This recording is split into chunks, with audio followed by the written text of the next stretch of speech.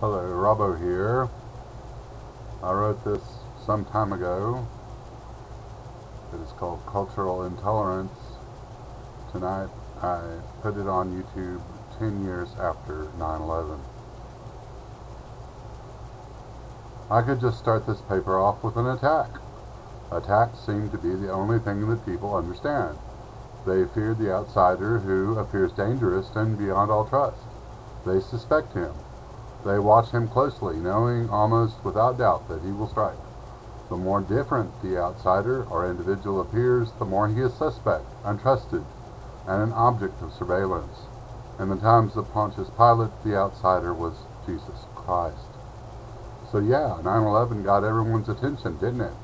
It was an attack, an act of war, an act carried out by outsiders we call terrorists. Our government has an agenda to eliminate them, no matter how many able-bodied American fighting men must be sacrificed. No price in lives or limbs is too high. But no one asked why the terrorists attacked us. The media quickly assumed the position that this was a holy war, that Al-Qaeda was lashing out at the non-Islamic Western world, the land of the infidels.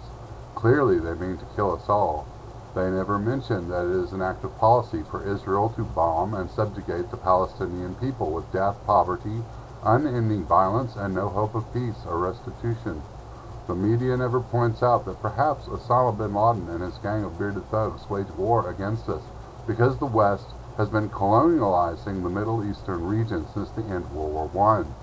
But also there is that unmentioned thing called history. Centuries of conflict waged by Christian Europe against the nations of Islam, all for glory, God, and gold. But this paper is called Cultural Intolerance. It's not about 9/11. It's not about Christianity or Islam. This paper is about how groups of people within their own culture are intolerant of other groups of people within their own cultures. Some might use this very point as why we are fighting, say, the Taliban. The Taliban want control.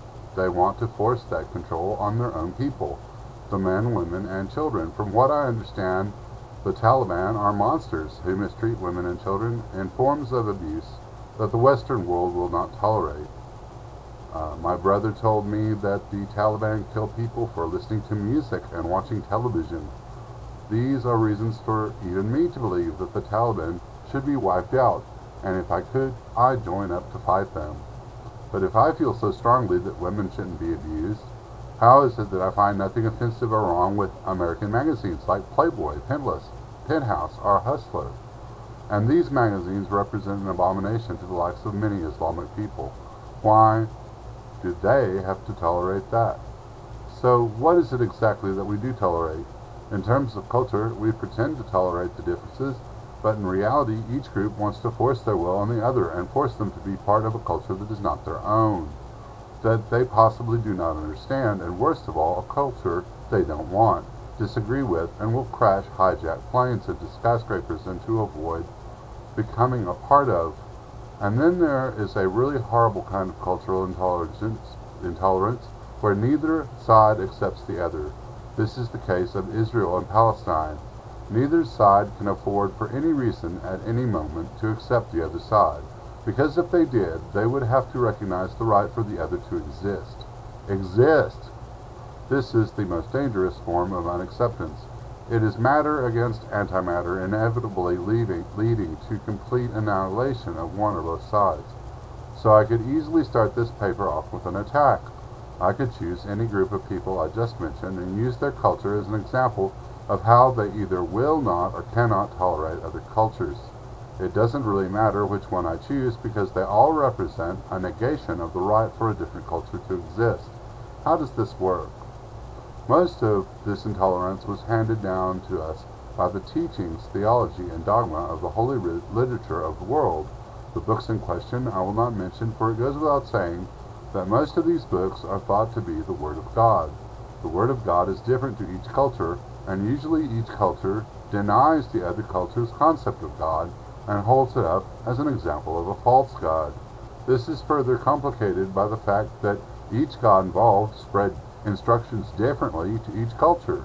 You eat pork, The flesh of the swine is an abomination before Allah. I must kill you. Meanwhile, on Sunday picnics all across America, millions of Southern Baptists are having barbecued or roasted pig. Cultural intolerance is taught to us by the culture we belong to. We are taught to be close-minded. We refuse to learn or listen to what outsiders believe. We condemn them for being different. Today we have a very serious situation on our hands, along with the blood of all the innocent people who have died. In the current war, there are 3 cultures involved that represent 3 different views on religion. 2 of those groups of people are on a very dangerous course. For evangelical Christians, it is the will of God that they spread the word of Christ and convert everyone to Christianity. They do this out of a matter of doctrine. Meanwhile, fundamentalist Muslims believe everyone in the world should be Islamic, for that is the will of their God Allah. You can see that both cultures can't have it both ways. The clash was inevitable. But what do we do now? As Christians, do we really continue to try to convert people who are Islamic or from any other culture to our own culture and religion? If the answer is yes, then I ask why. Please don't tell me it is because it is the Word of God. I won't accept that as a valid reason because of the fact that if you did convert, say, an Islamic man named Ishmael to Christianity, you would still see him as an outsider, someone beneath you and who needs help, a victim of his own culture which you will not accept or allow to exist. Poor Ishmael. There are other reasons. The Bible told me to do it is not a satisfactory answer. The Bible tells us to love our neighbors, like the Muslims, as ourselves, and to love God above everything else, but we don't. God tells us not to kill, and since the war in Iraq started, we have killed over 100,000 people whose only crime were that they were Iraqis. They did nothing to us. The number of the dead is greater than that, and the number will continue to rise. I want to conclude this paper with this thought. I do not believe that in this world, at this time, people are going to throw down their guns and their hatred with a, if you can't beat them, join them attitude. But each side, each culture must realize that they can't beat the other. Look at the example of Iran. How much blood will have to be spilled before one side reaches a victory? In culture versus culture, you can't kill them all. Not even the Nazis could succeed at that, and they killed millions. Is that what the Christians in this country really want? Genocide at a global scale?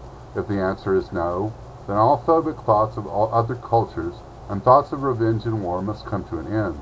Instead of shooting at one another, we can learn from one another and learn to accept one another. Instead of hatred, we can choose love. Instead of death, we can choose life. We can allow everyone to live and let live, rather than to force other cultures at point of death to accept ours.